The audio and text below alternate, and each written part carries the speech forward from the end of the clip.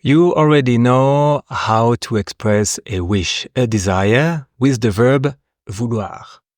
Je veux aller au cinéma. And you probably already know the polite form using conditional. Je voudrais aller au cinéma. J'aimerais aller au cinéma. And with that, you can make a question. You can make an invitation. Veux-tu aller au cinéma? Voudrais-tu aller au cinéma? And that's good, but French people don't speak like that. They have all the forms or the verbs to express a desire, to make an invitation. My name is Sebastien. I'm French teacher. In this video, we'll see verbs that you probably know already, but you never use like that. So it's not about conjugation, but it's really about the form and the pronunciation. Very important. So often, French use the verb to say, dire. Ça te dit d'aller au cinéma? Going to a movie, that's really an idea, and that's the subject. So we use the impersonal pronoun ça, and then we use an object pronoun te, so to you. This is not the subject of the video, so if you want to learn about the object pronoun, you can follow the link here. So it is similar to how does that sound? But actually, okay, how does it say? It says to you. Ça te dit d'aller au cinéma. And I can also use the polite form with conditional. Ça te dirait d'aller au cinéma. I can express the plan first and just make the question. Okay, going to movie, how does that sound? Il y a un bon film au cinéma, ça te dit?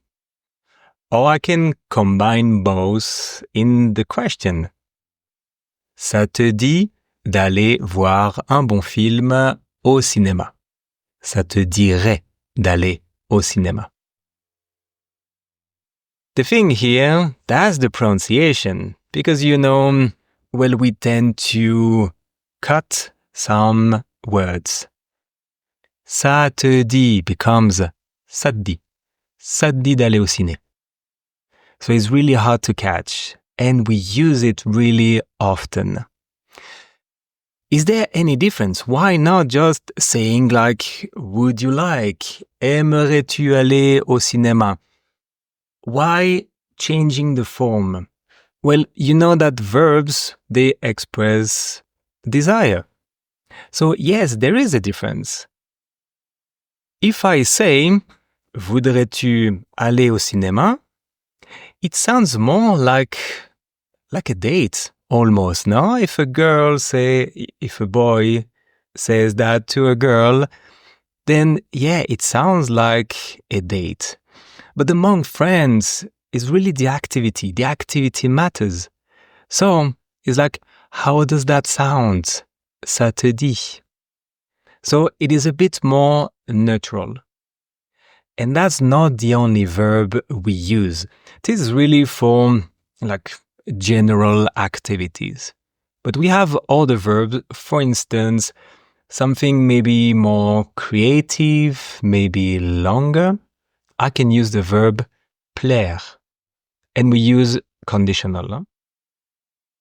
Cet été, je vais à la montagne avec des amis. Ça te plairait de nous accompagner? And also the verb intéresser. Maybe for an activity that is more like intellectual or maybe cultural. Ça t'intéresse d'aller voir une exposition? Ça t'intéresserait de m'accompagner à une conférence? And still a last one, tenter. Maybe for something more like a sport activities. Ça te tente de faire de la grimpe. Ça te tenterait de naviguer sur le lac avec moi. Si ça te dit, tu peux t'abonner à ma chaîne. Si ça t'intéresse de connaître mes cours, regarde le lien en description. Ça me plairait beaucoup de te rencontrer. Thank you for watching. See you in the next video.